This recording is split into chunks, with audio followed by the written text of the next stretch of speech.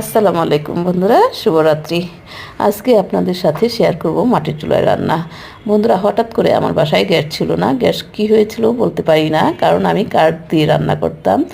কাঠের মাধ্যমে গ্যাস চুলা ইউজ করতাম। হঠাৎ করে গ্যাস আসছে না, তারপরে ভাবলাম কি করা যায়, মাটির চুলায় রান্না বসিয়ে দিই।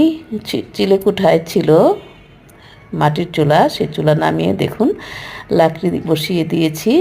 এই দেখুন কি সুন্দর আগুন জ্বলছে। বন্ধুরা, কি রান্না করা যায় ভাবলাম যে খিচুড়ি বসিয়ে দিই। এই ঢিলা খিচুড়ি, চাল ডাল বেশি করে দিয়ে। দেখুন বন্ধুরা, রান্না হচ্ছে। হ্যাঁ, লাকড়ির রান্না কিন্তু অনেক মজা লাগে, একটা গ্রামের একটা ভাব আসে। দেখুন বন্ধুরা, কত সুন্দর রান্না হচ্ছে। তারপর ডিম ভেজে খেয়ে নিব।